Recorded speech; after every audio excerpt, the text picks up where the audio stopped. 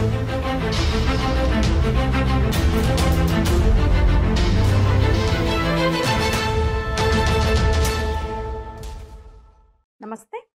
నీరసంగా ముందుకు కదిలే గాడిదకి వేగంగా పరిగెత్తే గుర్రాన్ని చూస్తే వెటకారంగానే ఉంటది. ఈర్ష్య కూడా ఉంటది. గాడిద తన వంశమే గొప్పదని అనుకుంటది కూడా. కానీ ధైర్యంగా యుద్ధంలో పాల్గొనే గుర్రానికి వంశంతో పనుండదు. గుర్రానికి బలం తన పరిగే. గుర్రం ప్రత్యేకత దాని కాళ్ళే. అసలు ఇప్పుడు ఈ గాడిద గుర్రం పోలిక ఎందుకు అంటారా? జస్ట్ ఊరికే చెప్పిన. గాడిదతో గుర్రంతో మనం ఇప్పుడు ఎవరిని పోల్చడం లేదు. కొందరు మనుషుల కంటే గుర్రాలు గాడిదలు కూడా బెటర్ అని. సరే, ఈ విషయం పక్కన పెడితే న్యాయస్థానం మొన్న మొట్టికలేసింది ఎవరికంటే మన రాహుల్ గాంధీకే. అంటే దేశమంతా ఈ కశ్మీర్ ఉగ్రదాడి విషాదంలో మునిగి ఉన్న వేళ యువరాజా వారికి కోర్టు కాజా తినిపించింది. అసలు నువ్వేం మాట్లాడుతున్నావో నీకు అర్థమవుతుందా రాజా అని ప్రశ్నించింది సూటిగా. మరి ఏంటి ఇంతకీ రాహుల్ వారి ఈ కొత్త రచ్చరంబోల కథ ఏంటి అంటే, భారత్ జోడో యాత్ర సందర్భంగా మహారాష్ట్రలో రాహుల్ చేసిన వ్యాఖ్యలు వివాదాస్పదమైన వీర సావర్కర్ గురించి. దీనిపై కొందరు పరువు నష్టం దావా వేశారు. ఆ కేసు విచారణ సందర్భంగా సుప్రీంకోర్టు రాహుల్ను గట్టిగానే హెచ్చరించిందని చెప్పొచ్చు.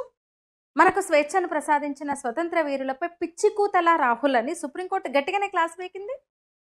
వీర సావర్కర్ను దేవుడిలా కొలిసే మహారాష్ట్ర నేల మీద నిలబడి ఆ మాటలు ఎందుకు అనాల్సి వచ్చింది అని ప్రశ్నించింది. అసలు ఏంటంటే రాహుల్ చేసిన వ్యాఖ్యలు కూడా మనం చెప్పుకోవాలి కదా. బ్రిటిష్ అధికారులకు లేఖ రాస్తూ నేను మీకు అత్యంత విధేయుడినైన సేవకుడినని సావర్కర్ అన్నాడని రాహుల్ గాంధీ గుర్తు చేశాడనమాట. ఈ సందర్భాన్ని కూడా ప్రస్తావిస్తూ కోర్టు అన్నమాట, వైస్రాయ్ని ఉద్దేశించి మీ నమ్మకమైన సేవకుని నేనని మహాత్మా గాంధీ కూడా ఒకసారి లేఖ రాశారు అంటూ గుర్తు చేసింది సుప్రీంకోర్టు ఈ సందర్భంగా. అంతేకాదు మనకు స్వేచ్ఛను ప్రసాదించిన స్వతంత్ర సమరయోధులను గౌరవించుకోవాలన్న కనీస ఇంగిత జ్ఞానం కూడా నీకు లేదని సుప్రీంకోర్టు అన్నది. నిజంగా ఈ దేశం కానీ ఈ దేశ ప్రజలు కానీ సావర్కర్ను గౌరవించుకుంటే ఇంకెవరిని గౌరవించాలి? సావర్కర్ను విధిగా గౌరవించుకోవాలి. సినిమా కథ కూడా తీయలేరేమో, అసలు తట్టదేమో సినిమా వాళ్ళకు కూడా. అది బ్రిటన్ నుంచి నౌకలో తరలిస్తుంటే, సముద్ర మార్గంలో నౌకలో తరలిస్తుంటే ఫ్రాన్స్లో కమ్మోడ్లో కుంచుకొని పోయి జారి సముద్రంలో పడి ఈది ఫ్రాన్స్ వీధుల్లో పరిగెడుతుంటే పట్టుకొని అరెస్ట్ చేశారు.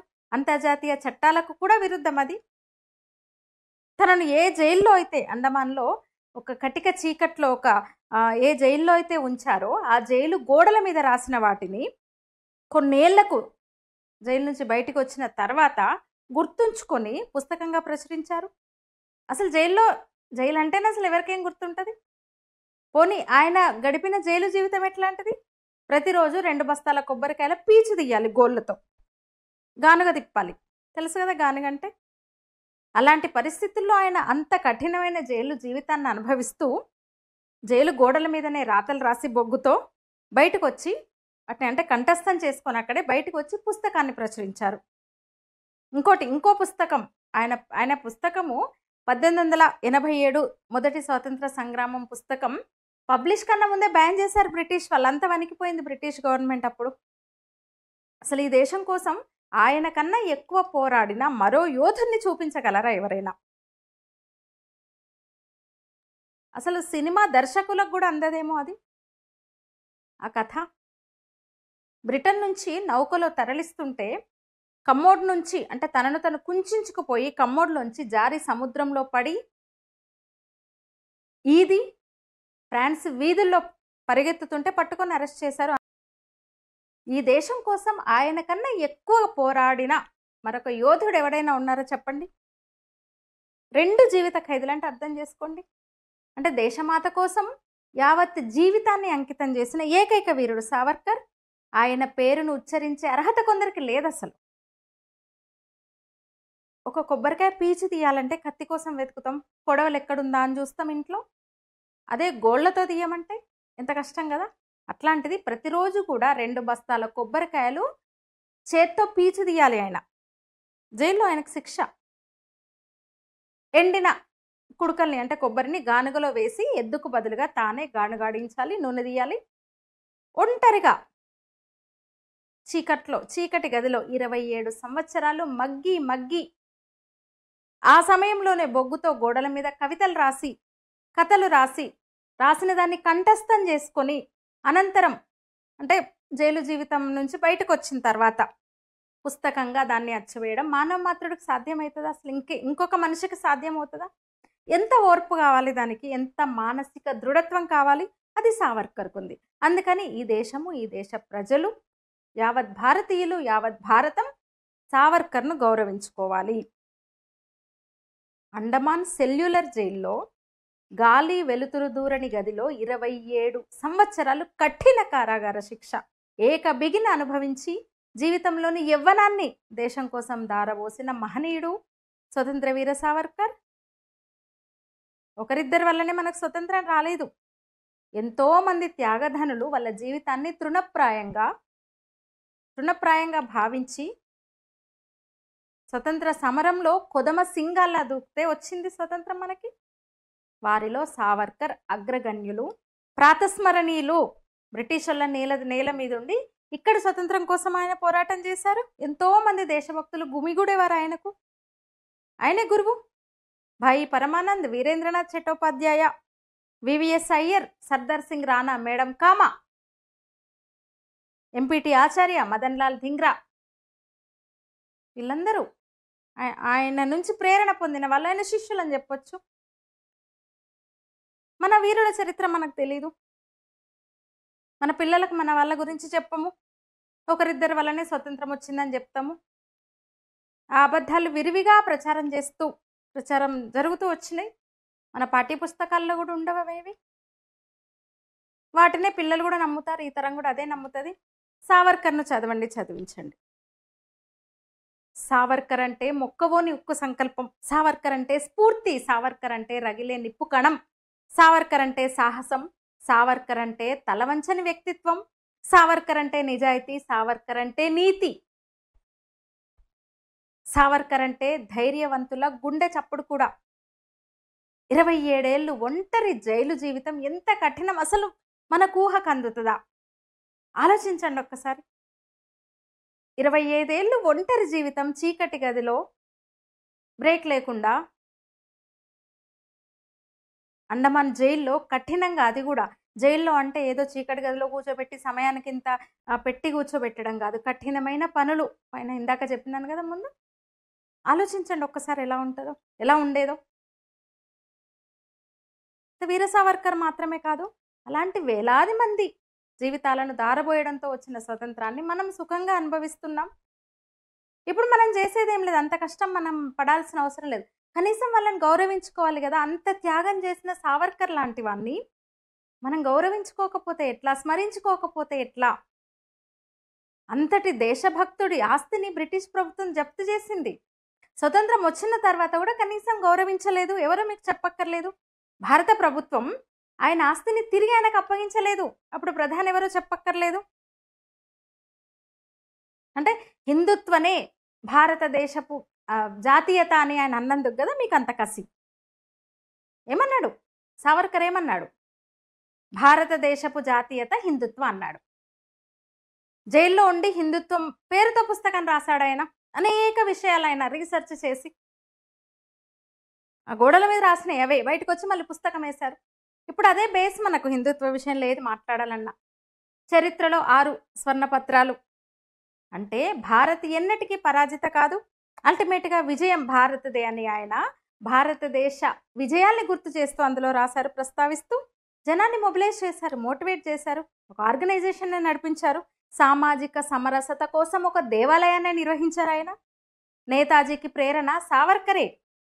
మహాత్మా గాంధీని కలిశారు ఒకసారి సావర్కర్. ముస్లింలుగా కన్వర్ట్ అయిన హిందువులను తిరిగి వెనక్కి తీసుకురావడం గురించి వాళ్ళు మాట్లాడుకున్నారు. ఒకసారి సావర్కర్ను గాంధీ మాట్లాడుకున్నది కలిసింది. అంటే ఒక రిఫార్మర్గా ఆయన చూడొచ్చు. సావర్కర్ మాత్రమే కాదు, సావర్కర్ తండ్రి, సావర్కర్ సోదరులు, మొత్తం కుటుంబం మొత్తం స్వాతంత్ర పోరాటంలో పాల్గొనింది, వాళ్ళ జీవితాలను త్యాగం చేసింది. మరి సావర్కర్ని కాక ఇంకెవరిని గౌరవించుకోవాలి? ఈ దేశము, ఈ దేశ ప్రజలు సావర్కర్ను గాక ఇంకెవరిని స్మరించుకోవాలి? చేతులు 2 కట్టేసి సంకెళ్ళు వేసి పైకి లాగి కాళ్ళ మునివేళ్లు మాత్రమే భూమికి ఆనేట్టు ఉంచి రోజు 9 గంటలు వారం పాటు నిలబెట్టి క్రూరమైన ఇలాంటి శిక్షను అనుభవించింది సావర్కరే, ఇంకెవరు కాదు, నెహ్రూ అస్సలే కాదు. 50 ఏళ్ళు కాలాపాని జైలు పడింది సావర్కర్కు మాత్రమే, ఇంకెవరికి కాదు. 1, 2 పోయే చోటే తిండి తినాల్సిన జైల్లో ఉన్నది కూడా సావర్కరే, నెహ్రూ కాదు, ఇంకెవరు కాదు. గది పైభాగంలో ఒక చిన్న రంధ్రం ద్వారా మాత్రమే సన్నని వెలుగు కనబడే చీకటి కొట్టంలో మగ్గిపోయింది సావర్కర్ మాత్రమే, ఇంకెవరు కాదు. పాచిపోయిన జొన్న రొట్టె రేకుల్లా గట్టిగా ఉండి గొంతు దిగని 4 ముక్కలు ఏళ్ల తరబడి తిన్నది సావర్కరే, నెహ్రూ కాదు. భీకరమైన గుహల్లో ముఖం దాచుకొని దుఃఖమే అసహించుకున్న దుఃఖం అనుభవించింది సావర్కర్ మాత్రమే, ఇంకెవరు కాదు, నెహ్రూ అసలే కాదు. కాళ్ళు చేతులు ముడుచుకున్నా సరిపోని డబ్బాల్లో కూర్చోబెట్టి ఘోర శారీరక హింసను అనుభవించారు బ్రిటిష్ వాళ్ళ చేతుల్లో, సావర్కరే, ఇంకెవరు కాదు. 3 ముంతలతో వంగమన్నప్పుడు వంగి లేవమన్నప్పుడు లేచే స్నానం చేసింది సావర్కర్ మాత్రమే, ఇంకొకరు కాదు. గంటల కొద్దీ బురద ఎత్తిపోయించి బొక్కలు చూర చేసిన మట్టి చాటున కప్పిపడిపోయి కనబడని కౌకు దెబ్బలు తిన్నది కూడా సావర్కరే, నెహ్రూ కాదు. హఠం చేసి చావద్దు, దొంగ సత్యాగ్రహాలు వద్దని తోటి ఖైదీలకు చెప్పి తిని శక్తి సంపాదిస్తే కదా ఆ కుక్కలను కొట్టగలిగేదని ప్రేరణ ఇచ్చింది సావర్కరే, నెహ్రూ కాదు. 100 డిగ్రీల వేడిలో రక్త విరోచనాలు అజీర్ణంతో చిక్కి శల్యమై కళ్ళు గుంటలు పడి కాళ్లల్లో సత్తువ లేక నేల కంటినది సావర్కరే, ఇంకెవరు కాదు.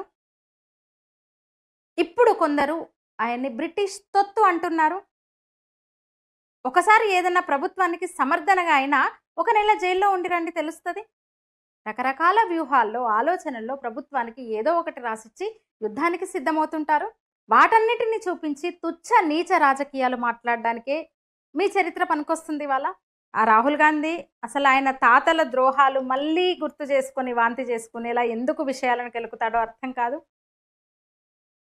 ఇంకా ఉన్నారు కొందరు సావర్కర్ గురించి ఏదేదో కూస్తుంటారు. శిక్ష తప్పించమని బ్రిటిష్ వాళ్ళ కాళ్ళు పట్టుకున్నాడంట సావర్కరు. ఏంటో వాళ్ళ అర్థం కాదు. అసలు కోతికి కూలింగ్ గ్లాసులు దొరికితే ఏం చేస్తుంది? కళ్ళకు పెట్టుకోదు, మొహానికి పెట్టుకోదు. 2 ముక్కలు చేసేసి నోటితో ఊరికి అవతల పారేస్తుంది, అంతే కదా. సావర్కర్ విషయంలో మన దేశంలో చాలామంది అట్లాంటి కోతి పనులే చేస్తున్నారు. ఎందుకంటే కొందరు క్రియేట్ చేసిన నరేటివ్ అట్లా తగలబడింది అనమాట. అట్లా ప్రచారం చేశారు, వదిలేరు అట్లా సమాజం మీదకి, సావర్కర్ ఇట్లా సావర్కర్ అట్లా అనేసి.